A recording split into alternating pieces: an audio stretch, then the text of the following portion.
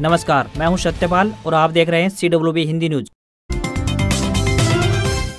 शक संवत 1945 विक्रम संवत 2080 आज बैसाख माह के शुक्ल पक्ष की अष्टमी तिथि और दिन शुक्रवार है।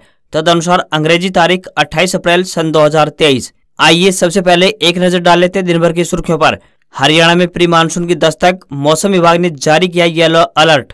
हरियाणा में कोरोना से लगातार दूसरे दिन 2 मौतें, 24 घंटे में आए 866 नए केस। हरियाणा CET क्वालिफाई को लेकर फिर से मिली नई तारीख। बेटे के जन्म पर हरियाणा सरकार देगी 21,000 रुपए की राशि। जानेंगे योजना के लिए आवेदन करने का तरीका। पलवल से खाटू श्याम मंदिर के लिए सीधी बस सेवा हुई शुरू, यह रहेगा रूट मैप। JEE मेन के रिजल्ट से पहले ही IIT गुवाहाटी द्वारा आवेदन प्रक्रिया हुई शुरू। और अब खबरें विस्तार से। हरियाणा, दिल्ली NCR पर एक बार फिर से बड़े पैमाने पर मौसम में बदलाव देखने को मिलेगा। इसकी वजह से संपूर्ण इलाके में अप्रैल के अंतिम दिनों और मई महीने के पहले सप्ताह में प्री मानसून बारिश और 1 से 2 स्थानों पर ओलावृष्टि की गतिविधियां देखने को मिलेंगी। साथ ही हरियाणा NCR दिल्ली में मई के पहले पखवाड़े में भीषण गर्मी और प्रचंड हीट वेव यानी लू की जगह मौसम सुहावना रहेगा और आमजन को मई की पसीने वाली गर्मी से राहत मिलने की संभावना बन रही है। मौसम विभाग के अनुसार एक के बाद एक 26 अप्रैल से लेकर 30 अप्रैल और 2 से 4 मई के दौरान 4 बड़े पश्चिमी विक्षोभ उत्तर पर्वतीय क्षेत्रों पर सक्रिय होने के कारण उत्तर पर्वतीय क्षेत्रों विशेषकर हरियाणा NCR दिल्ली में आने वाले 10 दिनों के दौरान मौसम करवट लेता रहेगा। कभी अंधड़ तो कभी बादलवाई और कभी बारिश, कभी बूंदाबांदी अपने रंग दिखाएगी। हरियाणा के JBT टीचरों का 8 साल का इंतजार खत्म होगा। सरकार इस साल से ऑनलाइन ट्रांसफर प्रक्रिया प्रारंभ करने जा रही है। साथ ही सूबे के PGT टीचरों को लेक्चरर के रूप में नामित किया जाएगा। साथ ही स्कूल के शिक्षकों को अब किसी भी गैर शिक्षण कार्य में नहीं लगाया जाएगा। इसके लिए शिक्षा मंत्री विभाग वरिष्ठ अधिकारियों, शिक्षकों और एसोसिएशन से चर्चा कर रहे हैं। मंत्री ने कहा कि विभाग स्कूल में सफाई के उद्देश्य से हरियाणा कौशल रोजगार निगम के जरिए 4th श्रेणी के कर्मचारियों को भी नियुक्त करने पर विचार कर रहा है। हरियाणा के मुख्यमंत्री मनोहर लाल खट्टर ने सूबे के खिलाड़ियों को बड़ा तोहफा दिया है। सरकार ने राज्य के खिलाड़ियों को ग्रुप C की नौकरियों में 3 अन्य विभागों में भी आरक्षण देने का निर्णय लिया है। इस संबंध में हरियाणा के मुख्य सचिव संजीव कौशल ने एक सर्कुलर जारी कर दिया है। 3 नए विभागों में जेल विभाग, वन वन्य जीव विभाग और ऊर्जा विभाग को शामिल किया गया है। सरकार के नए फैसले से अब 3 और नए विभागों को शामिल कर लिया गया है। सरकार खेल को बढ़ावा देने के लिए जल्द ही खेल विभाग में भर्ती की जाएगी। खेल विभाग में 659 खाली पड़े पदों को लेकर जल्द ही सरकार नोटिफिकेशन जारी करेगी। हालांकि इन पदों पर भर्तियां हरियाणा कौशल रोजगार निगम के जरिए की जाएंगी। भारतीय कुश्ती संघ यानी WFI के अध्यक्ष ब्रजभूषण शरण सिंह के खिलाफ पहलवानों के धरने के 5वें दिन इनका समर्थन करने हरियाणा और पश्चिमी यूपी की कई खाप पंचायतें जंतर मंतर पहुंची। पहलवानों का पक्ष लेते हुए पंचायतों ने ब्रजभूषण शरण सिंह के खिलाफ तुरंत FIR दर्ज कर उन्हें गिरफ्तार करने की मांग की। इसी बीच भारतीय ओलंपिक संघ यानी IOC की अध्यक्ष PT उषा ने कहा कि पहलवानों का सड़कों पर प्रदर्शन करना अनुशासनहीनता है। इससे भारत की छवि खराब हो रही है। PT उषा के बयान पर पहलवान बजरंग पूनिया ने कहा कि उनसे इतने कड़े बयान की उम्मीद नहीं थी। बबीता ने खुद बोला है कि उनके हाथ से रिपोर्ट छीनी गई है। कमेटी के लोग जब उनसे इतना बुरा बर्ताव कर रहे हैं तो हमसे वो कैसा व्यवहार करेंगे, ये सोचने वाली बात है। ऑस्ट्रेलिया में होने वाले अंतर्राष्ट्रीय गीता महोत्सव में हरियाणा सरकार की ओर से गृह मंत्री अनिल विज पूरे कार्यक्रम का प्रतिनिधित्व कर रहे हैं। इसके लिए वे 25 अप्रैल को वह रवाना हुए थे। अब वह 2 मई को लौटेंगे। आयोजन के तहत ऑस्ट्रेलिया की संसद एवं अन्य स्थानों पर गीता जयंती उत्सव के कार्यक्रम आयोजित किए जाएंगे। उद्यमियों के साथ हुई मीटिंग में अनिल विज ने हरियाणा में बेहतर कानून व्यवस्था, ease of doing business, ease of living में हरियाणा की बेहतरी के बारे में विस्तार से बताया और कहा कि अब यह हरियाणा सरकार के ईमानदार और कर्मठ मुख्यमंत्री मनोहर लाल खट्टर के कुशल नेतृत्व के कारण ही संभव हो सका है। हरियाणा में अब कोरोना संक्रमण से लगातार मौतें होने के मामले सामने आने लगे हैं। राज्य में दूसरे दिन हिसार और चरखी दादरी में संक्रमण से 2 लोगों की मौत हो गई। राज्य में इस साल अब तक 18 लोगों की संक्रमण के कारण मौत हो चुकी है, जबकि 24 घंटे में 866 लोगों में कोरोना संक्रमण की पुष्टि हुई है। हरियाणा के कुछ ऐसे जिले हैं जहाँ संक्रमण की स्थिति डराने वाली है। यहाँ हर रोज 50 से अधिक नए केस सामने आ रहे हैं। बीते 24 घंटे की बात करें तो सबसे ज्यादा केस 300 यानी गुरुग्राम में सामने आए हैं। राज्य के 22 जिलों में से 3 जिले ऐसे भी हैं जहाँ एक भी नया केस नहीं मिला है। इनमें भिवानी, महेंद्रगढ़ और नूह जिला शामिल है।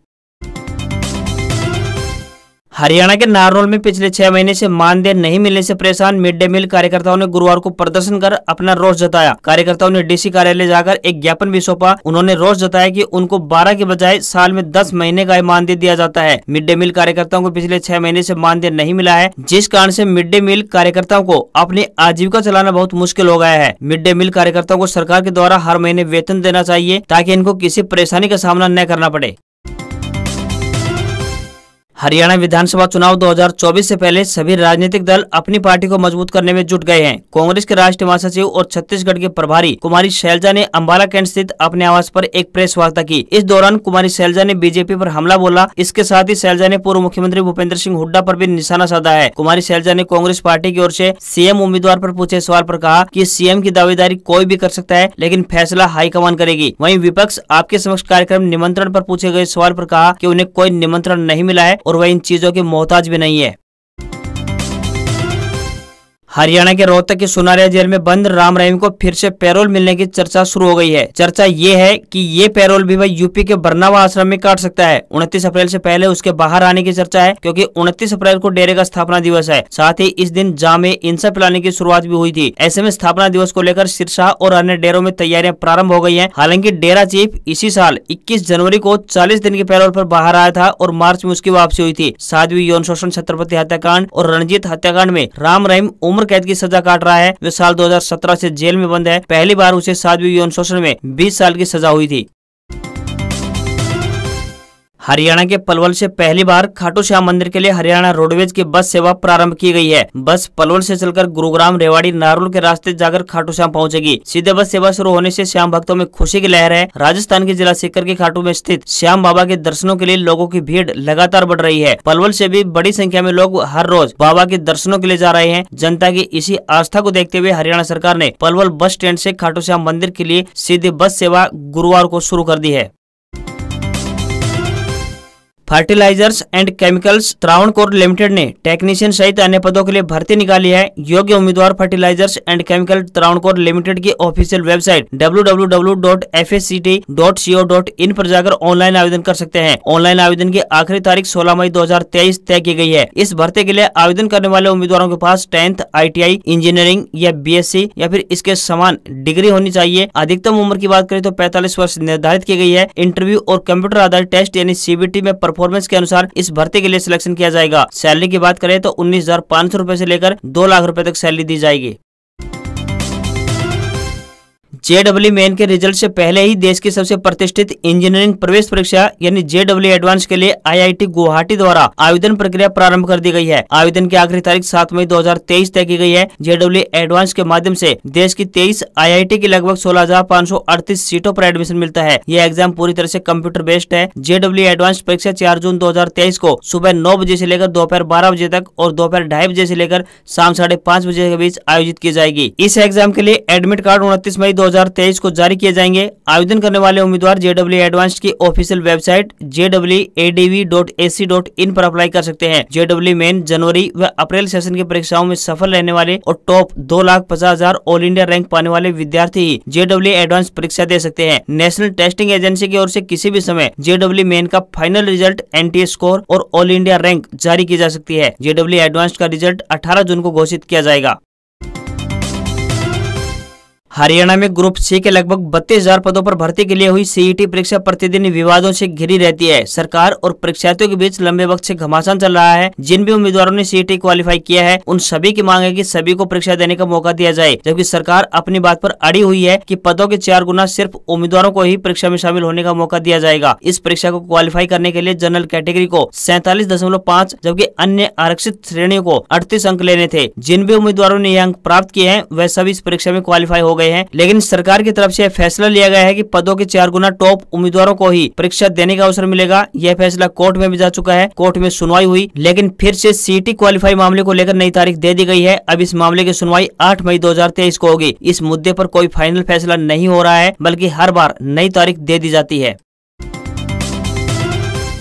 हरियाणा की मनोहर सरकार बेटियों को स्वावलंबी और सशक्त बनाने के लिए नई कल्याणकारी योजनाएं चला रही है, ताकि बेटियों को आर्थिक मदद दी जा सके। इन्हीं योजनाओं में से एक है आपकी बेटी हमारी बेटी नामक योजना। इस योजना का लाभ उठाने के लिए सरल पोर्टल पर आवेदन करना होता है। हरियाणा सरकार ने लिंगानुपात में सुधार और बेटियों को शिक्षा के उचित अवसर उपलब्ध हो, इस उद्देश्य से इस योजना को लागू किया है। इस योजना का लाभ वे सभी बेटियां उठा सकती हैं जिनका जन्म 22 जनवरी 2015 के बाद हुआ है। इस योजना का लाभ केवल अनुसूचित जाति एवं BPL परिवारों को ही मिलेगा। इस योजना के तहत सरकार द्वारा द्वारा पहली बेटी के जन्म पर 21,000 रूपए की राशि प्रदान की जाती है। यह राशि बेटी की 18 साल आयु पूरी होने पर ब्याज समेत बैंक खाते में जमा की जाएगी। इस योजना का लाभ अविवाहित बेटी ही उठा सकती है। इस योजना के तहत परिवार की दूसरी बेटी को भी 5 साल तक हर वर्ष 5,000 रूपए की आर्थिक सहायता प्रदान की जाएगी। आपको यहाँ पर बता दें कि आपको बच्चे के जन्म प्रमाण पत्र, टीकाकरण कार्ड, निवास प्रमाण पत्र, BPL राशन कार्ड, आय प्रमाण पत्र, जाति प्रमाण पत्र, माता पिता का आधार नंबर के साथ फॉर्म भरकर पास के अपने आंगनवाड़ी केंद्र में जमा करवा सकते हैं। इसके बाद फॉर्म की जांच के बाद आपको योजना का लाभ मिलना शुरू हो जाएगा।